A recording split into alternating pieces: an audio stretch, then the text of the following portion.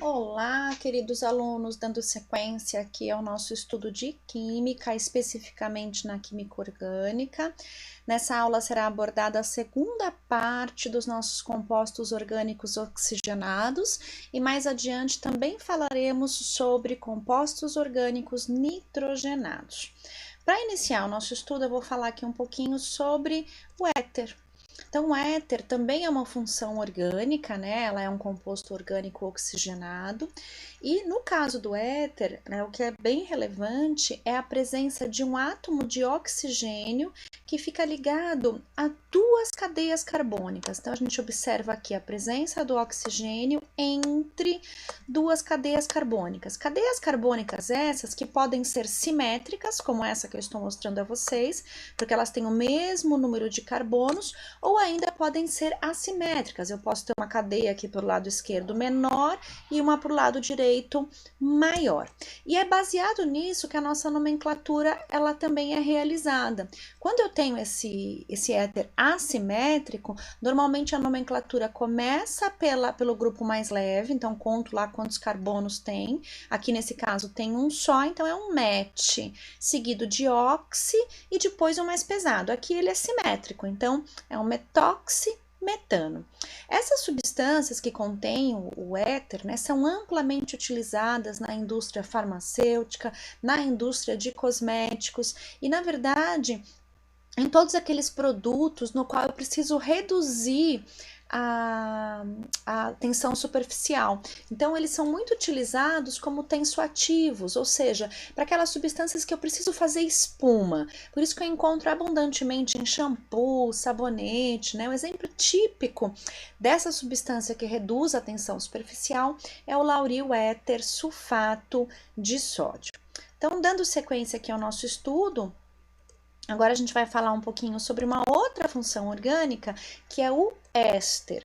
O éster, ele é uma derivação do ácido carboxílico.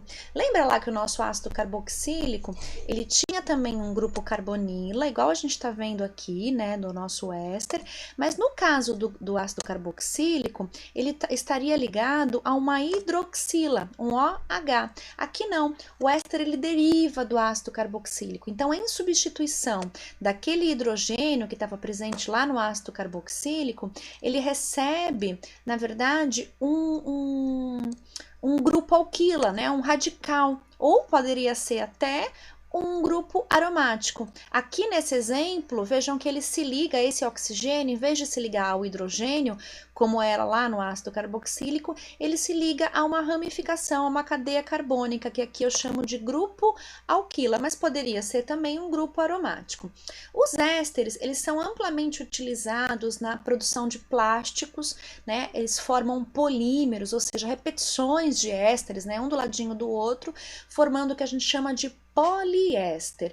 E na verdade, né, esses polímeros eles também podem ser encontrados, né, em flores e frutas, e são os responsáveis, inclusive, pelo aroma específico de flores e frutas, tá? Então, por essa razão, a gente também pode encontrá-los na indústria de cosméticos, na indústria de alimentos, né? E por aí vai. Bom, esses ésteres, a nomenclatura deles se baseia sempre assim. Eu observo a cadeia principal, que sempre é essa aqui que antecede esse carbono, e essa daqui ela vai receber o nome de acordo com o número de carbonos presentes aqui, né? Então, observem que eu tenho aqui um carbono, então seria um met, né? E aqui um metato de... Quantos carbonos eu tenho aqui na ramificação? 1, 2, 3. Então, seria um met, et, propre. Então, um metato de propila. Esse seria o nome específico desse éster aqui, que ele sempre se baseia no ato de ila, né, o éster. Bom, dando sequência aqui, agora vamos falar um pouquinho sobre propriedades físico-químicas. Já que os ésteres derivam do ácidos carboxílicos, a gente vai comparar um pouquinho deles aqui. Ambos têm o grupo carboxila, lembrando que no caso do carboxílico, esse carboxila é formado do carbonila com hidroxila, no caso do éster é carbonila com esse oxigênio fazendo ligações com o grupo alquila, e o éster, por essa razão, como ele perde a ligação com o hidrogênio, fica só com essa ramificação, com esse grupo alquila, ele tem ligações mais fracas, né? Não fica tão forte quanto no ácido carboxílico. E agora eu vou comentar aqui a respeito de algumas aplicações desses compostos orgânicos oxigenados, né? Como que eles são utilizados no dia a dia, na indústria. Então, entre eles, o mais popular, né, aquele que é mais utilizado, que inclusive mais gera lucro, é um da função orgânica álcool, que é o etanol. O etanol ele é o álcool mais comum, ele é obtido a partir da cana-de-açúcar. Então, aqui nesse desenho que eu estou mostrando para vocês, a gente vê aqui o fluxograma da produção do etanol a partir da cana-de-açúcar, né? E todo o processo que ele deve realizar até que de fato eu consiga obter o etanol, que vai ser utilizado principalmente como combustível, né? Então, ele é amplamente utilizado nesse sentido. Tem tido várias modificações, atualizações ao longo dos anos, mas acredita-se que ele ainda será amplamente utilizado no futuro. Além disso, o etanol ele é amplamente utilizado na indústria de alimentos, né? Então, para a produção de bebidas alcoólicas, além da utilização dele na indústria farmacêutica, né? Como um solvente importante também. Na indústria de cosméticos, ele também é muito utilizado. Vários cosméticos utilizam na sua formulação a presença de etanol, além de domes sanitários, né? Para higiene e limpeza de ambientes. Então, ele tem muita aplicação nos dias de hoje. Outro álcool muito importante é o sorbitol. O sorbitol eu o chamo de poliol, né, de poliálcool, porque ele tem inúmeros radicais hidroxila na sua cadeia carbônica, por isso que ele é poli, né? O sorbitol ele tem uma característica interessante que é a palatabilidade.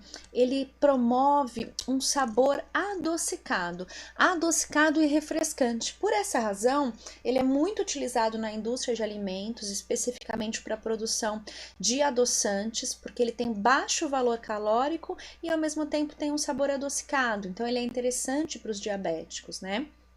Ele também é muito utilizado na indústria farmacêutica e na indústria de cosméticos, principalmente para a produção de cremes dentais, enxaguantes bucais, porque também é muito doce e refrescante. E normalmente ele é encontrado em algumas frutas, né, em alguns frutos. Naturalmente eu posso encontrá-lo tanto na forma líquida quanto na forma de cristais. Bom, ainda falando sobre substâncias, né, que apresentam como função orgânica compostos oxigenados e que são utilizados amplamente no nosso dia a dia, eu tenho um exemplo típico de uma do grupo de cetonas, que pode ser chamado de butanodiona ou butadiona. Essa estrutura aqui, que é uma cetona, ela é muito utilizada como aromatizante em alimentos. Por quê? Bom, na verdade, ela pode ser produzida tanto sinteticamente, né, no laboratório, como ela pode ser produzida também naturalmente por algumas bactérias. As bactérias fermentam, né, quando elas crescem lá no meio de cultura, e aí elas podem ser utilizadas para dar sabor específico, né, para aromatizar inclusive alguns alimentos. Então essas bactérias acabam produzindo essa butadiona e que não só ela dá um sabor específico, que é um sabor de queijo, não só ela promove esse sabor de queijo, como também ela dá uma coloração específica. Então todos esses alimentos, né, que são do tipo salgadinhos de queijo, pipoca de micro-ondas, aquela pipoca de queijo, todas elas são acrescidas essa cetona aqui, que é a butadiona, porque ela faz com que aquele alimento tenha uma coloração amarelada e ainda por cima faz com que ela tenha um aroma de queijo, né? Como naturalmente ela em temperatura ambiente, ela é um líquido amarelado, isso também facilita a incorporação na produção industrial desses alimentos. Então, na hora de adicionar, facilita, o que é super bacana para a indústria de alimentos. Contudo, né, a gente sabe que o excesso, né, o consumo excessivo desses alimentos não é nada saudável, inclusive. Tá? Então, naturalmente, a gente pode encontrá-la, né, ou ainda produzir artificialmente. Bom, Além disso, pessoal, é importante a gente falar a respeito da cera de abelha, né, que é um produto natural, de origem animal, mas que 70% da estrutura presente na cera de abelha é formada por um éster, especificamente o palmitato de miricila. Lembrando que os ésteres são derivados do ácido carboxílico, né? Então eu consigo produzir esse palmitato de miricila também derivado de um ácido palmítico, né? Que sofre uma esterificação com um álcool, dando origem a esse palmitato de miricila. E a utilização dele não é exclusivamente como cera de abelha, né? Cera para depilação. Ela é muito utilizada também para produção de pomadas na indústria farmacêutica, né? Tanto na homeopatia quanto de manipulação. Mas elas podem, né, também ser substituídas por outros tipos de ésteres, como por exemplo a lanolina. Então tem aplicação bem interessante também.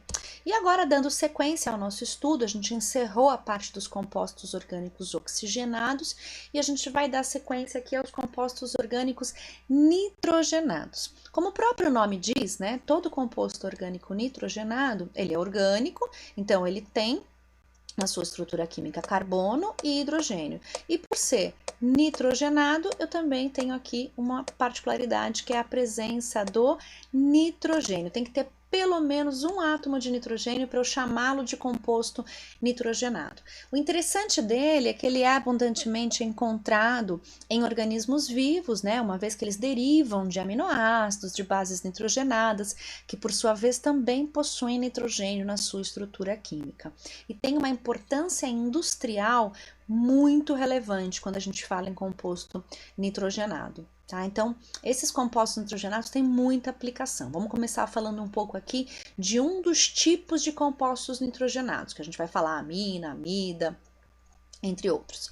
A amina, né, ela é muito utilizada como corante, né? Exemplo típico é a anilina, que tem uma coloração azulada. Também pode ser utilizada em explosivos como o dinidrotolueno, né, o DNT, além da utilização na indústria farmacêutica, como por exemplo com a fluoxetina, que é um ansiolítico super importante e amplamente utilizado nos dias de hoje.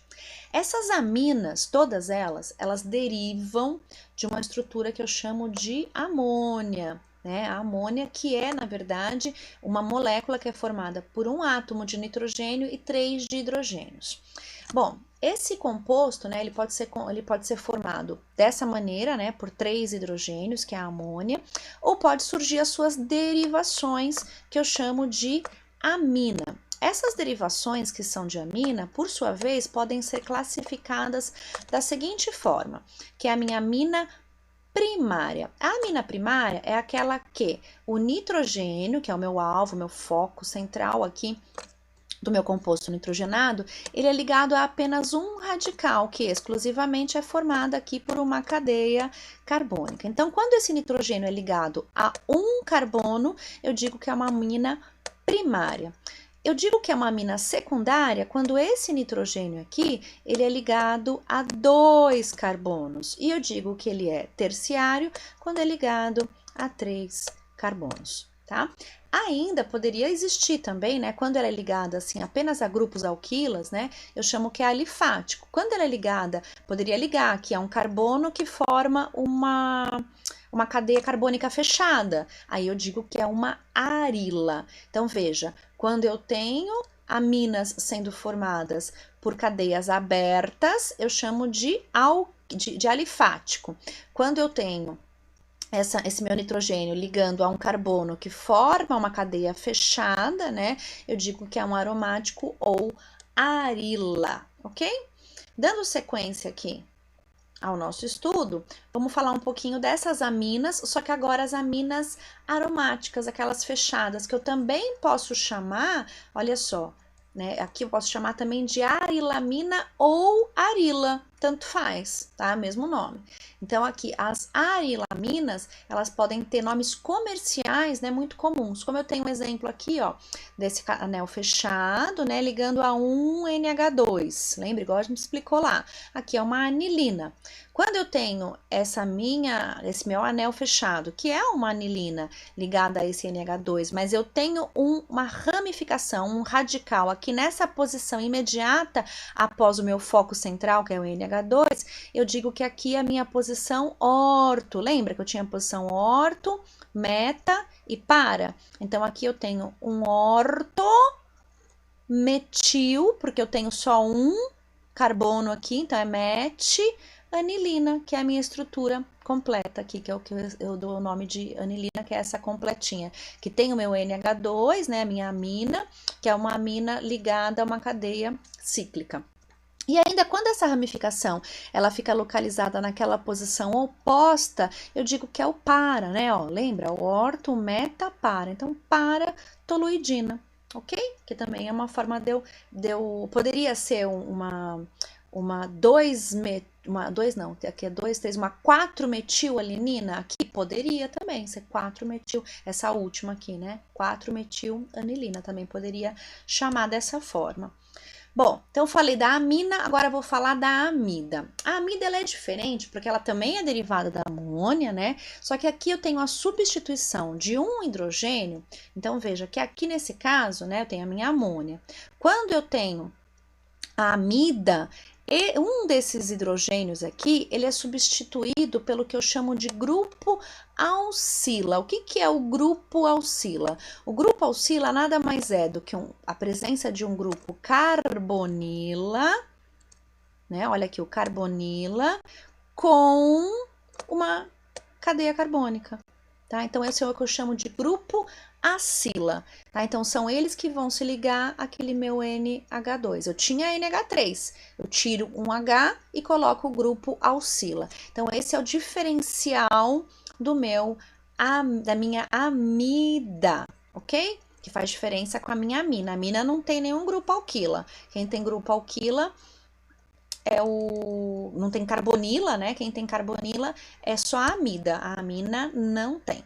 Bom, e aí vamos falar um pouquinho sobre essas outras modificações, né? Não é comum, mas eu posso encontrar também a amida cíclica, a amida secundária, terciária, bem como as amidas cíclicas. Quando eu encontro essas cíclicas, olha lá de novo o grupo carbonila aqui, ó, tem que ter carbonila, né? Pode ser, nesse caso, um único anel aromático ou dois, né? Como eles são muito raros, eles recebem nomes específicos, né? Então, esse daqui é a succinimida, esse é a fitalimida, porque são realmente muito raros. Bom, e por fim, eu tenho ainda as chamadas nitrilas. As nitrilas, pessoal, elas são diferentes porque elas têm um grupo cianeto, elas têm um grupo CN, que é esse que fica ligado à cadeia carbônica, e que são todos oriundos do gás cianídrico, né, do HCN, que na verdade ele é um ácido, né, ele é um ácido cianítrico, mas é um gás.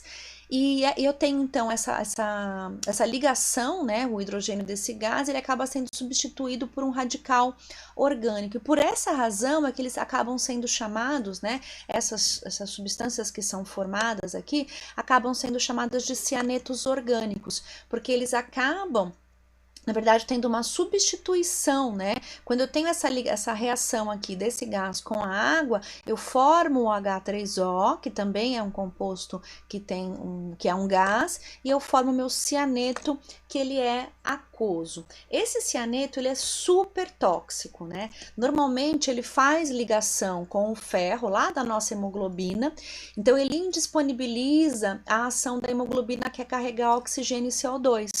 Então, quando eu tenho altas concentrações desses cianetos na minha corrente sanguínea, eu posso levar a quadros de hipóxia e até mesmo de asfixia. Bem, essas nitrilas, né, aqui eu tô falando a respeito dessas nitrilas, que são formações, na verdade, que ocorrem formando esses cianetos, né, esses cianetos orgânicos, elas são normalmente encontradas até em algumas frutas, vegetais, né, que pode causar toxicidade, só que essa toxicidade ela ocorre se for em alta concentração. Elas podem ser utilizadas também para confecção de lã, né, nesses casos não causa nenhuma intoxicação, né, e só se tiverem em alimentos em alta concentração é que ela pode causar algum malefício. Então, normalmente eu até encontro em uvas, cereja, maçã, mas elas não causam nenhum mal, né? Nesses casos, elas têm um nome até específico, que chama amigdalina. Na mandioca, muitas vezes pode ser encontrado altas concentrações.